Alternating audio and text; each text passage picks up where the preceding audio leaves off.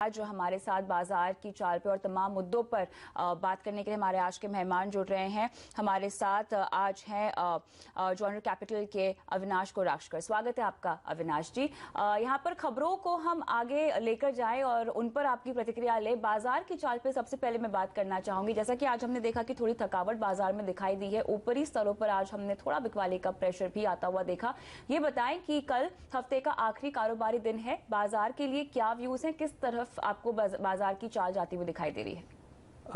कविता, मुझे लग रहा है कि आज जो बिकवाली आई थी वो क्लियरली प्रॉफिट बुकिंग थी और मेरे ख्याल से कल जिस प्रकार से मार्केट्स ने भारी तेजी दिखाई थी, आई थिंक ये थोड़ा सा एक्सपेक्टेड था कि ऊपरी लेवल पे थोड़ा सा मुनाफा वसूली आए। मार्केट्स में डेफिनेटली वोलेटिलिटी अभी कल और आने वाले हफ्ते में ज़रूर बढ़ेगी, क्योंकि मेरे ख्याल से जो अभी ट्रेंड डिसाइडर रहेगा वो क्लियरली यूपी के स्टेट इलेक्शंस रहेंगे। यहाँ पे क्या नतीजा आता है वो मार्केट्स क्लोजली वॉच करेंगे, बट ओवरऑल ऐसा लग रहा है कि ट्रेंड डेफिनेटली ऊपर का ही है। गिरावट में मेरे ख्याल से आज जो मार्केट्स गिरा है शायद 8850 में मार्केट संभल जाए और वहाँ से थोड़ी सी एक्यूमुलेशन और वैल्यू बाइंग वापस आने की एक्सपेक्टेशन रहेगी। तो मेरे ख्याल से 8800 जब तक मार्केट्स में लेवल रहता है तब तक मेरे ख्याल से बाइंग का सिलसिला ही रहेगा और definitely I think it should be a buy on decline market. आगे का रवैया मेरे ख्याल से स्टेट इलेक्शंस का जो नतीजा आएगा, मेरे ख्याल से 8 मार्च को एग्जिट पोल शुरू हो जाएंगे, उसके बाद मेरे ख्याल से एक ट्रेंड मार्केट्स को डेफिनेटली मिलेगा। लेकिन यहाँ पे क्लियरली हमने देखा कि बाजार कोशिश तो कर रहा है 9000 जैसे लेवल तक पहुंचने की, लेकिन वहाँ कामयाब नहीं हो पा रहा है। आपको लगता है कि आने वाले हफ्तों में हम ये लेवल तोड़कर उसके आगे जाने में कामयाब हो पाएंगे, या आपको लगता है कि इलेक्शन रिजल्ट्स तक थोड़ी सी वॉलेटिलिटी हम देखेंगे बाजार में? ना, आई थिंक वोलेटिलिटी जरूर रहेगी। मेरे ख्याल से इलेक्शन का फाइनल रिजल्ट आने के पहले शायद मार्केट्स इतना कन्विंसिंगली 9000 के ऊपर क्लोज ना दे, क्योंकि अभी भी एक्सपेक्टेशंस है कि किस मार्जिन से एनडीए गवर्नमेंट जीतेगी। अगर भारी मेजॉरिटी से गवर्नमेंट जीतती है तो ऑब्वियसली इलेक्शन का रिजल्ट मार्केट्स पे डेफिनेटली पॉजिटिवली प्ले आउट करेगा, बट टिल द टाइम मेरे ख्याल से पूरा रिजल्ट नहीं आता, 9000 का इंडेक्स शायद क्रॉस करने में थोड़ी सी दिक्कत मार्केट्स को जरूर हो सकती है। आपने कहा कि बाय ऑन डिक्लाइंस का बाजार है ये, तो क्लियरली किन क्षेत्रों में और शहरों में आप सलाह देंगे निवेश की? नहीं, मुझे लग रहा है कि क्लियरली फ्रंटलाइन सेक्टर्स जैसे ऑटो है, टिपिकली कैपिटल गुड्स है। अगर हम सीमेंट की भी बात करें तो सीमेंट में भी अच्छी खासी बाइंग मेरे ख्याल से एक्सपेक्टेशन है कि आने वाले 1-2 क्वार्टर्स में price as well as volume growth की एक्सपेक्टेशन रहेगी। तो सीमेंट, ऑटो, कैपिटल गुड्स और क्लियरली जो फाइनेंशियल सेक्टर है, एनबीएफसी सेक्टर, यहाँ पे डेफिनेटली कोई भी गिरावट मिलती है तो खरीदने का मौका समझना चाहिए। चलिए, तो यहाँ पे इन तमाम सेक्टर्स में आप खरीदारी की रणनीति अपना सकते हैं। बाजार में तेजी के साथ साथ थोड़ा उतार चढ़ाव भी हम देखेंगे, स्पेशली जब तक इलेक्शन रिजल्ट्स नहीं आ जाते हैं। लेकिन हम आगे बढ़ते हैं और कुछ खबरों की ओर रुख करते हैं। मॉडल जीएसटी बिल की उच्चतम सीमा जो है वो तय कर दी गई है। इसे 14% से बढ़ाकर 20% कर दिया गया है और अब केंद्र और राज्य दोनों मिलकर 40% टैक्स वसूल सकते हैं और वहीं स्लैब में कोई बदलाव नहीं होगा। अविनाश जी, क्या लगता है ये खबर को देखकर बाजार का रिएक्शन? नहीं, मेरे ख्याल से ओवरऑल स्लैब में कोई बदलाव नहीं है, लेकिन स्पेसिफिक सेक्टर के लिए कौन सा रेट आता है ये मेरे ख्याल से काफ़ी इंपॉर्टेंट रहेगा, क्योंकि अभी ब्रॉडली सारे स्टेट्स एग्री हो चुके हैं कि जीएसटी लागू करने का है। तो जुलाई से ये जब एक्सपेक्टेड है कि ये इम्प्लीमेंट होगा, मेरे ख्याल से कौन सा रेट कौन से सेक्टर को और कौन से प्रोडक्ट को लागू होगा वो अभी मार्केट्स क्लोजली वॉच करेगी। तो मेरे ख्याल से यहाँ पे एफएमसीजी सेक्टर, टिपिकली अगर हम सिगरेट सेक्टर की बात करें और जो ऑटो कंपोनेंट सेक्टर है, यहाँ पे नजर रखें, क्योंकि ओवरऑल ऑफकोर्स लॉजिस्टिक कंपनीज को तो फायदा होगा ही, बट ये जो सेक्टर्स मैंने कहे यहाँ पे डेफिनेटली अगर रेट्स कहीं भी 20% के नीचे अगर आते हैं तो मेरे ख्याल से डेफिनेटली एक पॉजिटिव बात है, क्योंकि ओवरऑल जो आउटगो होगा वो जीएसटी के लागू से कम होगा।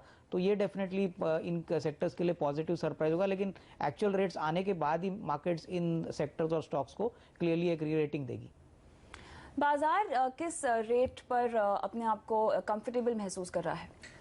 नहीं, मेरे ख्याल से जो भी सेक्टर्स मैंने अभी कहे, जैसे एफएमसीजी, सिगरेट्स और फॉर दैट रीजन जो लॉजिस्टिक कंपनीज है, एनीथिंग बिलो 20% अगर लागू होता है तो मेरे ख्याल से डेफिनेटली अच्छी बात रहेगी। 17-18% का रेट अगर लागू होता है कविता, तो वो मेरे ख्याल से मार्केट्स डेफिनेटली एक थम्स अप देगी।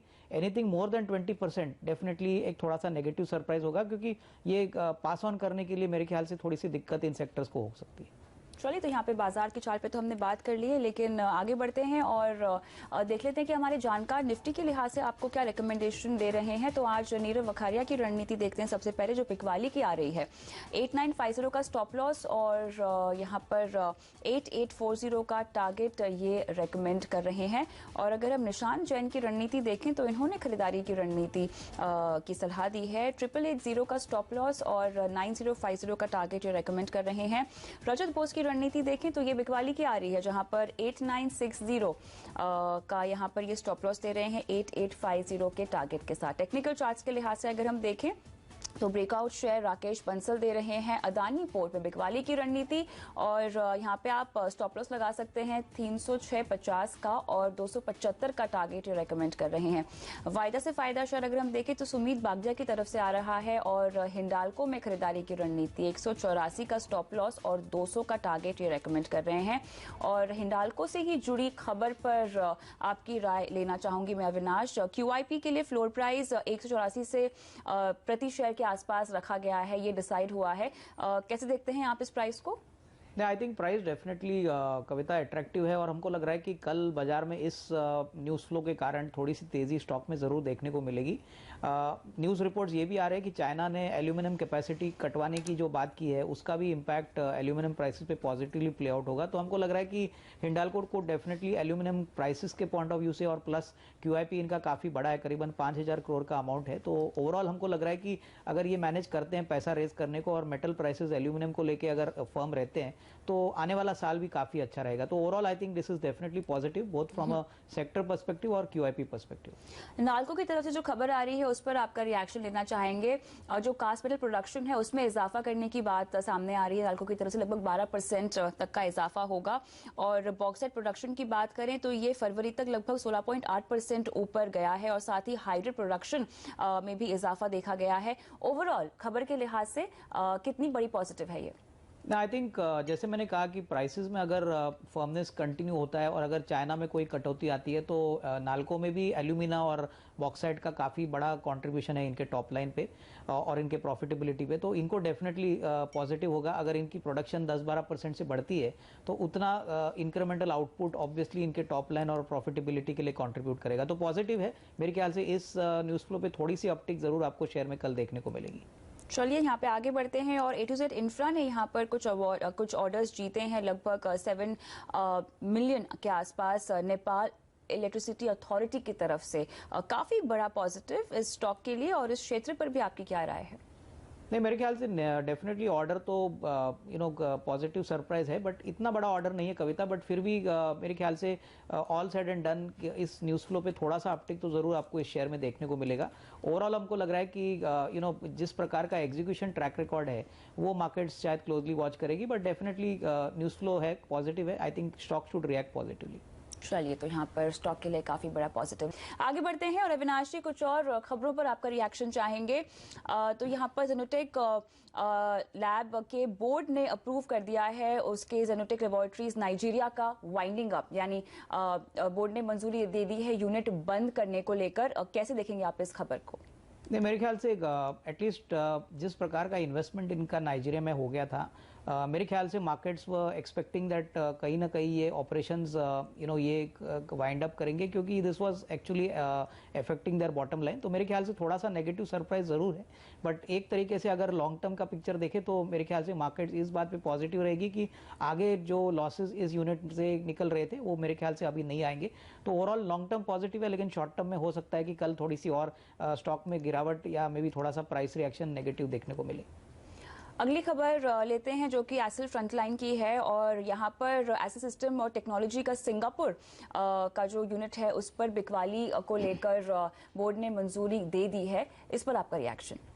आई थिंक कविता ये मिड साइज IT कंपनी है और हमको लग रहा है कि कहीं ना कहीं मार्केट्स डेफिनेटली ऐसे मिड साइज कंपनीज को अभी बड़ी री रेटिंग तभी देगी जब इनकी टॉप लाइन और इबिटा में इंप्रूवमेंट आएगी। एसेट सेल से मुझे नहीं लग रहा है कोई बड़ा इंप्रूवमेंट आएगा, बट फिर भी किस डील पे ये हुआ है ये देखना पड़ेगा। But overall definitely long term positive है, बट शॉर्ट टर्म में मुझे नहीं लग रहा है कोई बड़ा रिएक्शन स्टॉक में आएगा।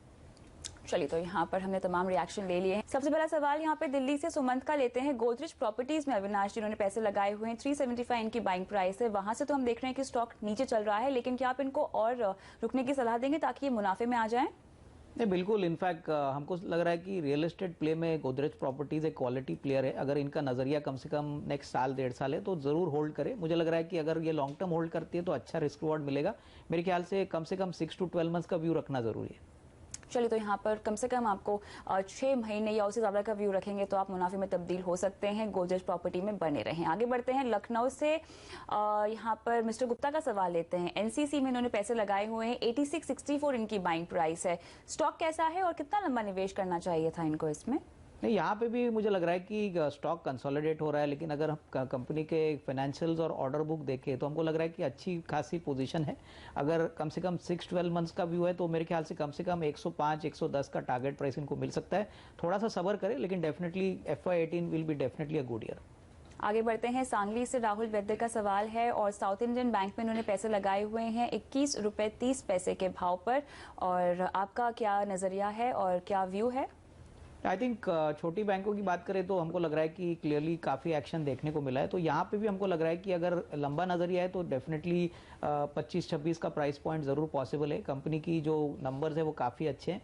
मेरे ख्याल से लॉन्गर टर्म में डेफिनेटली पैसा बन सकता है। आई थिंक कम से कम 12 मंथ्स का व्यू रखे तभी पैसा बनेगा। छोटा बैंक है ये, लेकिन इसी के साथ साथ अगर मैं थोड़ा सा मिड कैप और स्मॉल कैप क्षेत्र की ओर जाना चाहूँ अविनाश जी, तो आज हमने देखा कि इनकी पिटाई हुई है। अक्सर ये वॉलेटाइल रहते हैं, लेकिन यहाँ पर बैंकिंग स्पेस में आप कोई सलाह देंगे? नहीं, मुझे लग रहा है कि प्योरली इन छोटी बैंकों को सिर्फ M&A एक्टिविटी पे खरीदना शायद ठीक नहीं रहेगा। लेकिन अगर किसी को निवेश करना है तो निचले लेवल पे मैं समझता हूँ कि कर्नाटका बैंक, फेडरल बैंक जैसे बैंक्स काफ़ी अच्छी बैंक्स है।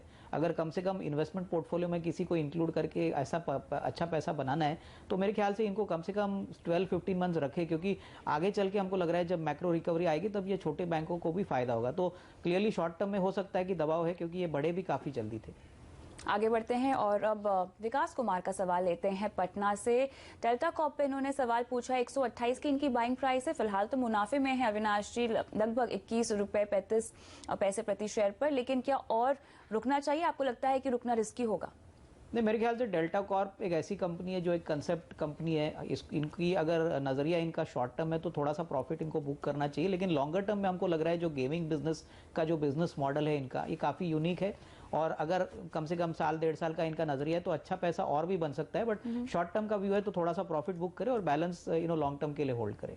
तो यहाँ पर लॉन्ग टर्म में होल्ड करने की आप सलाह दे रहे हैं। जैसे कि खबरों के चलते हम देख रहे हैं कि GST जुलाई से लागू हो जाएगा और 4 और 5 तारीख को GST काउंसिल की बैठक भी है। ऐसे में हमने देखा है कि लॉजिस्टिक्स शेयर में अच्छा खासा रनअप भी देखने को मिला है। अविनाश जी, कोई खास स्पेसिफिक पिक आपकी जो हम 3 से 6 महीने के लिए रख सकते हैं अपने पोर्टफोलियो में? आई थिंक मेरे ख्याल से प्योर लॉजिस्टिक कंपनीज है वहाँ पे डेफिनेटली गटी एक अच्छी विकल्प हो सकती है। काफ़ी पिटा हुआ स्टॉक है, लेकिन अगर नेक्स्ट 3 to 6 मंथ्स का व्यू है तो गटी में डेफिनेटली निवेश किया जा सकता है from a short term perspective. Logistic definitely जैसे जैसे इवेंट क्लोज आएगा तभी डेफिनेटली शेयर में अच्छी खासी तेजी देखने का पॉसिबिलिटी है। चलिए, इसके अलावा अगर मैं बैंकिंग स्पेस में और खासतौर से PSU बैंकिंग स्पेस में अगर आपकी राय पूछना चाहूँ तो कोई खास रिकमेंडेशन?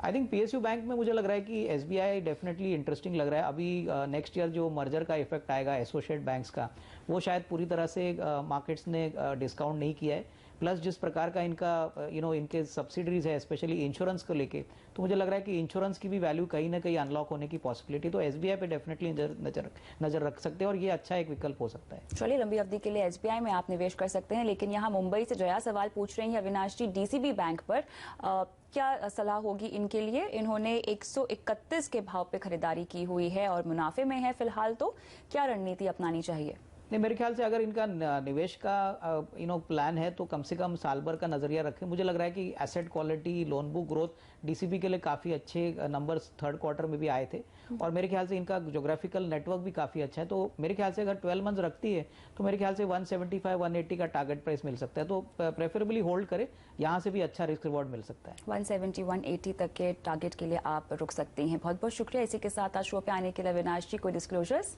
कविता, जो भी शेयर्स आज हमने आपके शो पे बताए, हो सकता है कि हमारे क्लाइंटों की पोजीशंस हो। ये सभी शेयर्स हमने हमारे क्लाइंट्स को शायद रेकमेंड भी किए चुके होंगे, लेकिन पर्सनल होल्डिंग कुछ भी नहीं है।